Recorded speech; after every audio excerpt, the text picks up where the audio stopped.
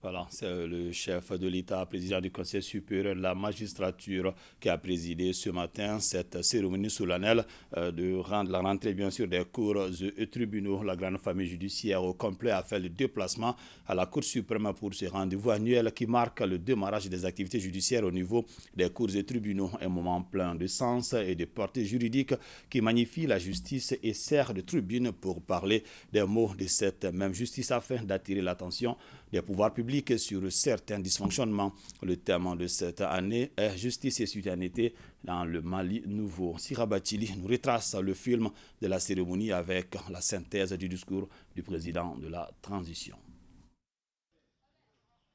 L'alarme sonne pour les cours et tribunaux. Le garant de l'indépendance du pouvoir judiciaire, premier magistrat, le colonel Assimi Goïta, vient l'activer à la plus haute juridiction du Mali, la Cour suprême, signe du démarrage de toutes les activités judiciaires au titre de 2023-2024.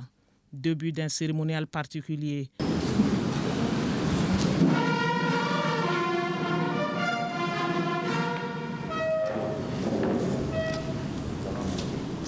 Et la Cour signe son entrée avec à la tête le chef de l'État, président du Conseil supérieur de la magistrature, colonel Assimi Goïta.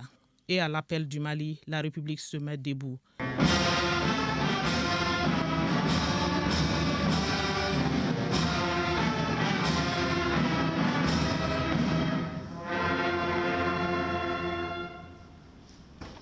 La parole est donnée au président de la Cour suprême pour camper le décor et faire le bilan de sa juridiction pour l'année écoulée.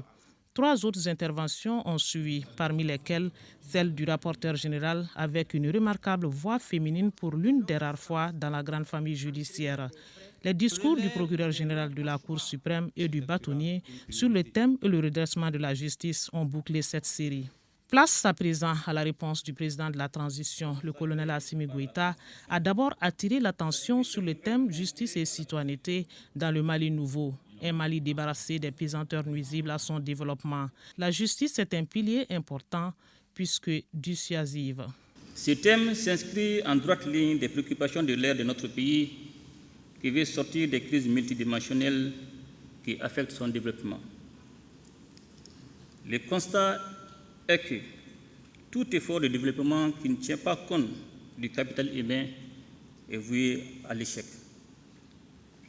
Une bonne justice permet à la population de prendre conscience de ses devoirs civils au regard du rôle pédagogique des décisions de justice. Nous constatons une incompréhension entre la justice et les citoyens. Ces derniers ont, à tort ou à raison, une certaine appréhension de la justice et du système judiciaire. Comme tout système, la justice doit être continuellement améliorée pour corriger les tares, mais aussi pour veiller à ce que les citoyens soient de bons citoyens. Le président de la transition est revenu sur une dizaine de recommandations des Assises nationales de la refondation, comme l'ouverture aux citoyens de la Cour constitutionnelle, le rapprochement des administrations judiciaires, des populations, l'effectivité de la médiation pour désengorger les maisons d'arrêt. Toutes ces recommandations, les Assises ont connu un début d'exécution et certaines ont été exécutées comme l'adoption et la promulgation de la nouvelle Constitution du 22 juillet 2023. Depuis un certain temps, le gouvernement a déployé des efforts pour rendre opérationnelles les juridictions nouvellement créées et améliorer les conditions de travail et de vie du personnel judiciaire grâce à l'augmentation du budget alloué à la justice. Les efforts et les réformes vont se poursuivre pour une justice capable de lutter efficacement contre les maux qui minent notre développement. Et le chef de l'État de rappeler que le Mali fait face au terrorisme qui constitue une grande menace pour la paix et la sécurité. Notre pays fait face au terrorisme qui constitue l'une des plus graves menaces à la paix et à la sécurité internationale. La lutte implacable que nous menons contre ces fléaux commence à produire des résultats que nous attendons maintenir jusqu'à l'éradication définitive du mal. Nous rappelons à tous les membres du personnel judiciaire, leurs sacerdoces, et nous invitons les citoyens à respecter leurs devoirs de citoyens en respectant les lois de la République et en œuvrant pour une justice indépendante.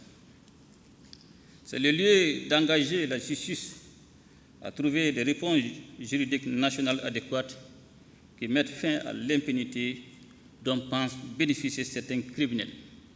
Je le réitère à la justice mon soutien ainsi que celui du gouvernement dans la croisade contre le terrorisme, la délinquance financière, la cybercriminalité et la criminalité transnationale. La corruption, une plaie de l'administration publique qui gangrène. Il faut la soigner en rendant justice, car comme le dit l'adage, l'absence de justice est une banalisation du mal. La lutte contre les pratiques néfastes en matière de marchés publics, comme les surfacturations, les conflits d'intérêts, les concussions des fonctionnaires et la corruption sera désormais renforcée par le projet de code pénal et de code de procédure pénale en cours d'examen. La traque des délinquants financiers va continuer aussi bien au niveau du pôle judiciaire spécialisé qu'au niveau du cabinet d'instruction de la Cour suprême. Je garde l'espoir que notre justice, en dépit des difficultés qu'elle rencontre, saura relever les défis liés à l'assainissement des finances publiques et au redressement du secteur économique. Le président de la transition, président du Conseil supérieur de la magistrature, a enfin félicité les différents intervenants avant de souhaiter une excellente année de travail et de réussite à la grande famille de la justice malienne.